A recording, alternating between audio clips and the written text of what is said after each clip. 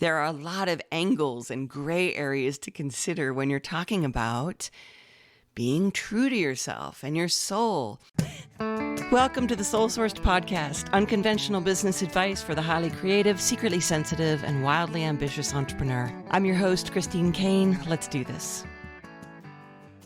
Okay, here we go. We are on episode number 18 here, my friends, and I'm going to talk about writing on this episode. In particular, we're going to talk about book writing. So as I record this, my book is coming out in about 3 weeks or so. It is called The Soul Sourced Entrepreneur, an Unconventional Success Plan for the Highly Creative, Secretly Sensitive, and Wildly Ambitious. And some of you saw the message that I sent out about how I'm going to be hosting a virtual retreat in December. It is called the Click Retreat. And what the name Click means is that when the strategy track of your business aligns with the soul track of your business, everything clicks. And you succeed in a way that's aligned with you and in a way that expands you to your core. And right now, my team and I are mapping out a 3-day adventure for you, all online. In the past, you used to have to be in one of my $1,500 programs to even come to Click, and you had to travel to Asheville, and we sold it out every time. And usually, coming to Asheville involved changing planes and all kinds of extended travel, but in December, we're going to be making this happen virtually on Zoom for you. And the admission is where it gets fun. If you pre-order 2 hardback copies of my book, one for you and one for a friend who has a business or wants to start one or a side hustle, and you can give it as a Christmas gift or a holiday gift, whatever is your jam for someone in your network, you will be able to join me at Click. So if you do that, don't send your receipt in now or anything. We're going to be announcing the details during the launch week of my book, but that's the skinny right now. And the retreat will happen during the first weeks of December. We will send out those dates soon, but it's all online and it'll be fun and deep and a roll up your sleeves kind of workshop style thing, which is my favorite way to teach people. Get that work done in the room, the stuff you keep telling yourself you need to do and you keep not doing. So get one book for you, one for a friend, for a present, and you'll be good to go. Now, speaking of books, let's dive into today's topic, and that is writing your first book. So given that the advice out there on book writing is vast and littered with opinions, I'm going to do my best to speak here from experience rather than opinion, though I will admit I can be kind of bitchy, so I will bet an opinion or two will rear its ugly head. But in general, this episode will be kind of a combo of coach who has supported many authors through their first book with a little side of confessions of a first-time author kind of thing. Because aside from the many ebooks I've written, this is officially my first book. And what I'm going to do here is first I'm going to share one book writing law that you cannot escape. And then we're going to go through 4 book writing rules that you have probably heard and believed forever. And we're going to break them, but only if you want to, because the rules are there for a reason. And I want to give you a way to look at things from all angles, in particular, honoring your own style, which is the most important thing. So in other words, if you've ever wanted to write a book, or if you're in the middle of writing one, my goal here is for you to be able to think more clearly and less judgy about how you consider your options and approach this very deep and often challenging endeavor of writing a book. So maybe I should have officially titled this podcast 4 book writing rules you can break and 1 book writing law you can't escape, but that's just too damn long. So we're going to dive in and we're going to start with that inescapable law, because we might as well just get this one out of the way. And the inescapable law is this: the idea of writing your book is so much better than the actual writing of your book. And we'll just leave it at that. Writing is messy, and it's great, and it's hard, and will often make you question your sanity. Having ideas, well, we love that shit, don't we? We can pop out an idea a minute. Writing is a whole different animal. Now, with that out of the way, we will move on to the first rule of book writing. And this applies mostly to nonfiction writing and probably more so for those in business. But the first book writing rule is often some form of don't write your own book. It's a waste of your time. And there are many ways that you're advised to make this happen. You can hire a ghostwriter. In other words, get someone to write it for you. And this, by the way, can be super, super pricey because a good ghostwriter is worth every penny they charge. You can also sign up for one of the services that will set you up with audio recordings, and they will interview you. They kind of pull the book out of you. And then the person who's interviewing you is also a writer. They go ahead and they write it for you. So Tucker Max started the company Scribe, which does exactly that. And they do a great job. So I've heard, and so I've witnessed, and they've released some great books. Most notably would be David Goggins' Can't Hurt Me, which became a bestseller.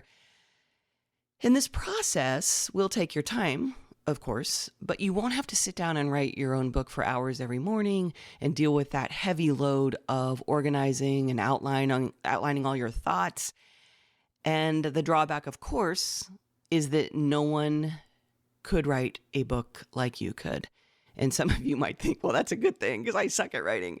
But some of you are going to write your own. You're going to want to write your own book. And that's my key point here. And there are other programs and services out there that will teach you how to write your book in, 40 minutes or 2 weeks or whatever. And behind a lot of this is the belief and perhaps even the truth that most people don't read books anymore, and most people just want the information, and they want a book they can read on a plane ride from LA to San Francisco and then just be done with your book. The problem with all of this is that it's all other people's take on the world, and it's people telling you how it is and how to do it for success. But how you want to write a book really depends on you and your style, and whether or not you want to slog through lots of writing and rewriting, or whether you want to hire a writing coach and give yourself the time and the space to do this. I just want to make sure you consider your style and your preferences here. And with that said, I did choose to write my book. And I started by making a big, giant mess of writing.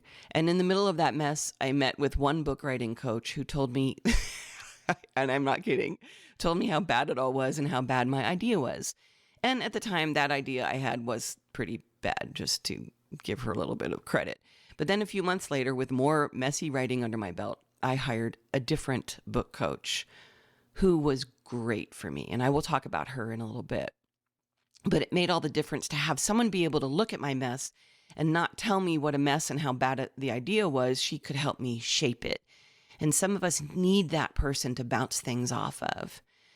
Then when I got further along, after I had worked with this book coach, I hired someone who was a client of mine at the time, and I asked her to be kind of my catcher's mitt. And she used her editing and ghostwriting skills to organize me and give me feedback and help me rewrite my messes. And she kind of stuck with me through the end of this thing because my creative process is pretty messy. But the bottom line here is that if you want to have someone else write your book, then go for it. If you want to take 3 weeks off and go smash keys, as one author and guru described it, then do that. And if you want to take time and write a book the old-fashioned, slow, boring way that makes people tell you you're wasting your time because no one reads books anymore, then you get to do that too. No one is right and no one is wrong. Just stand in your decision and go for it. People tend to judge how something should be done in retrospect. So it's like, well, this worked for me and my book sold 100,000 copies, so this is how everyone should do it. But what about the hundreds of authors who did it that way and they didn't sell 100,000 copies? I really believe that you have to start with your style, because that way, even if your book doesn't sell 100,000 copies or whatever you're aiming for, you at least were true to yourself. And I know that that's counter to what the strategists would say, but that's what being soul-sourced is all about, right? And that brings us to the second rule. And the second rule is the whole strategy around why to even write a book. And there are many oft-shouted rules here in the zone of why to write a book. And the top one is that if you run a business, Your book has to be a strategic lead generator, and it should act as kind of a business card, the top of your funnel. Like if you have a business where you teach attorneys how to make untold millions of dollars becoming estate planning attorneys, and you want to sell people into that program, your book would be very strategic. It would be called something like The $1,000,000 Lawyer, and it would teach the basics of your method. And then to find out more, people would go to a web page, and then they would pay you $25,000 to join your program that teaches them everything. James Altucher, in one of his many articles about writing, I remember him saying never to read books like this, but to definitely write books like this because they make money. So because my company is called Uplevel You, were I to not have broken this rule, I would have written a book called Uplevel, and it would have strategically led to people buying into a program of some sort. And I didn't do this. In fact, I tried to write that book for about a year, following the strategist's advice, and it bored the living shit out of me. I couldn't do it. I hated every writing session. I couldn't stand it. And I dropped it. I couldn't write a book called Uplevel, and I just was tired of it. And so I stopped. And that's where Soul Source started coming out of me. And that brings me to one of the other things people like to say about why to write a book, which is that you have to have some glorious and profound purpose to that book, like a big, giant, save the world why behind writing your book.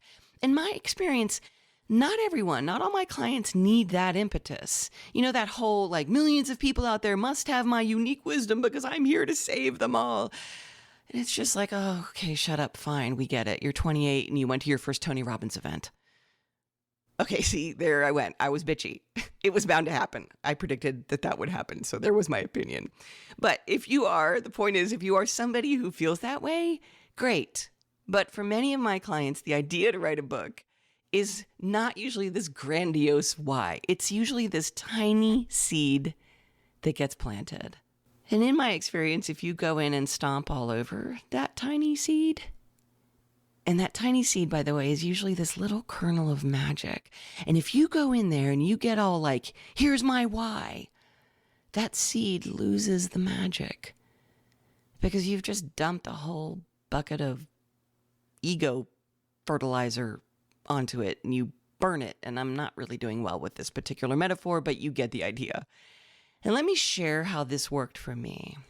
So this whole thing that I call the soul track of business is something that evolved throughout my work as a coach. I started to see how much these old rules and shame and all these old emotional patterns were sabotaging my clients in their business strategy and even in their smallest tactics sometimes. And as I went deeper and deeper, especially when I got to work with someone for a longer period of time, like I've worked with some of my clients for 7, 8, 9 years, I could see how much was keeping people from reaching their really deepest levels of success simply because of how they framed something or how they had been told something had to work. And when that person was given a different perspective and when the mindset began to loosen up, their strategy would work better and then their results would really soar. And I wouldn't talk about it except with my clients in the room and usually the ones who had been working with me for a while. So for me, the why of my book started when one of my clients, it was Carolyn Cannell. Hey, Carolyn, she walked up to me after one of our masterminds and she got right up in my face and she said, Christine, this soul track stuff, it really works. You have to stop hiding it and only sharing it with your clients because everyone needs this. And over the years, people kept saying that to me. They'd say things like, I started working with you because I just wanted that strategy stuff that you teach. I wanted the strategy track, but as it turns out, I needed the soul track more than I knew. And I resisted because I had no idea how to teach this in a book. As you probably know in your own work and business, it is so different to just teach to someone on the spot when they have a specific thing and you coach them through it, no matter what your business is.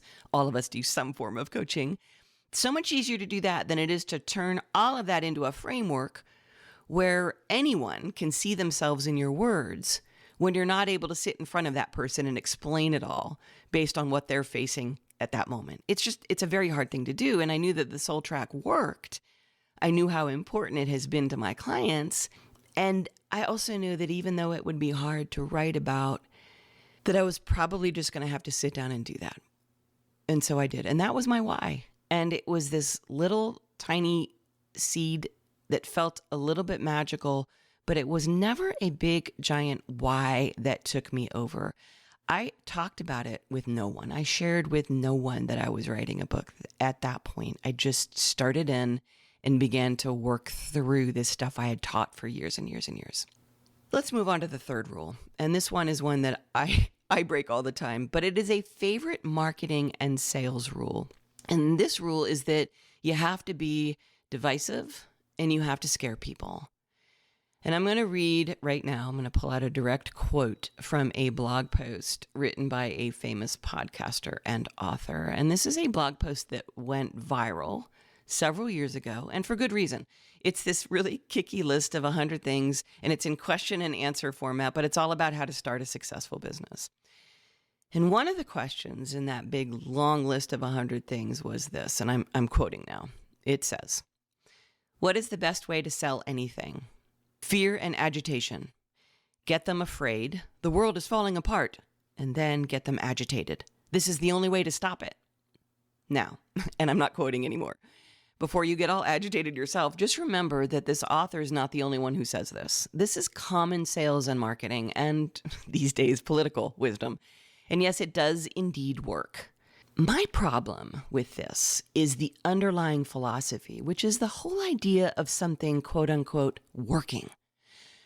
When we say something worked, what it often implies is that I pulled something off here. I got away with something. And so often that something is counter to who you truly are.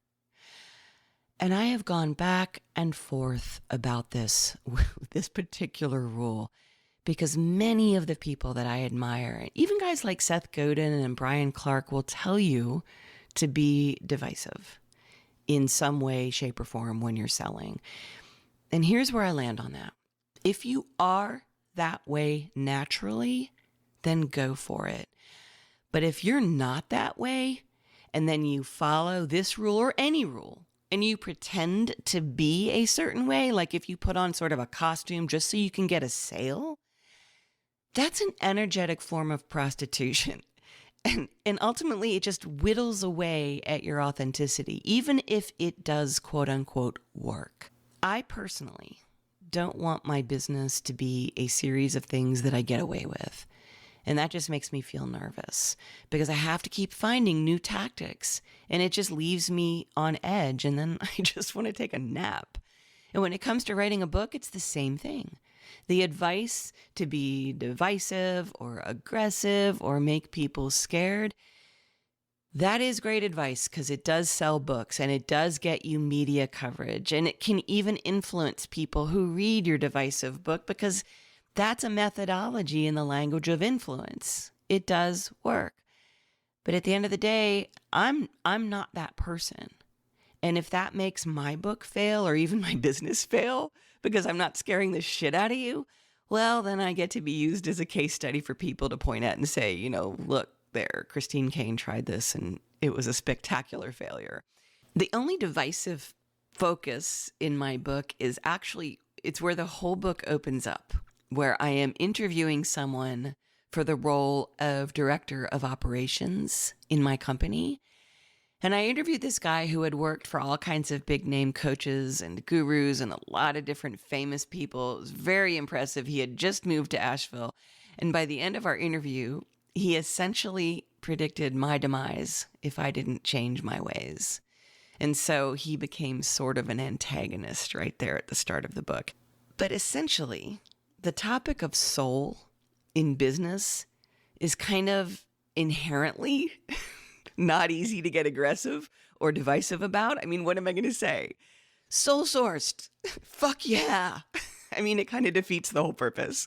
But what I can say about this topic is that it is soul sourced is very, very hard to write about. It's not just kind of a think positive kind of thing. It's not a scary, scary tactic kind of a thing. There are a lot of angles and gray areas to consider when you're talking about being true to yourself and your soul and walking that line of, yeah, you know what? You have to sell, but here's a few different ways to think about money and selling. And each time I wrote something that was even kind of a line in the sand sort of a deal, I would think of a former client who that line in the sand didn't work for, and I'd have to kind of rethink how I wrote it. So divisive works if you are that way. If you think in black and white, rock on. But if you don't, all I can say is find a way to write your book that doesn't necessarily follow that particular rule. So the last rule of book writing that we're going to cover here is probably the most overprescribed book writing rule ever. And that is this, that you must write an outline before you do anything, and then you must follow through on that outline doggedly to the very end of your book. And I will confess that this rule plagued me. I cannot describe how counter to my process it is to begin in the left brain and then just start outlining a book about being soul-sourced, of all things, because that is just not going to come from the left brain. And in my own attempt to avoid outline, I had written piles of notes and pages and all kinds of scattered words and stories and chapters, and I was pummeling myself with trying to figure out how on earth I would write an outline. And that's when I hired a really phenomenal book writing coach. Her name is Mary Carol Moore. And during our first meetup, she listened to me talk about how hard outlining was. And then she very calmly said something to me that was a lifesaver. What she said was that some people are outliners and some people are what she calls inliners, which means that some people begin with the left brain process of outlining, and then they find their way to the more right brain creative stuff of writing. And some people begin with the writing, and then they find their way to the left brain outline as they do the writing. And that eventually those two types, each one of them has to find their way to the other side. So the outliners have to find their way to the right brain, and the inliners have to find their way to the left brain and the plan and the strategy. She didn't say it exactly like that, but you get the idea, which in my world was exactly like the soul and the strategy tracks. Not everyone approaches these two tracks in the same way. Some people start their businesses with a well laid out plan, and then they move in and they adjust and they go in that way. And some people start with the idea and they let the business itself begin to shape their plan. And this is a good stopping point, I think. The big message here is that in all things you do, there is a greater gift that comes from it. And that gift is to honor your style. We live in this world where there are so many rules and methods and steps and strategies, and to some degree, they can be very helpful. Yes, I am not trashing rules and strategies, but too many of us have used these in a way where we stop trusting our lives and our businesses and our writing to show us who we are in all of it. And things tend to work better when we trust that our lives and our businesses are showing us at all times where we need to grow and learn and expand and how we best need to do things like writing a book. So trust that. I hope this episode helped you in your writing and in your book writing. If it did, please hit the 5-star review there on Apple. That would be amazing. And leave a review if you feel inspired to do that. And of course, if you pre-order 2 of the hardcover copies of The Soul Sourced Entrepreneur, you will be able to join me at my Click Retreat in early December. I will be sharing more on that as our time draws near to that. And as usual, thank you so much for listening, and I will see you next week. In spite of daytime planners, higher standards, dreams defended, there's not a single thing that's turned out quite like I intended.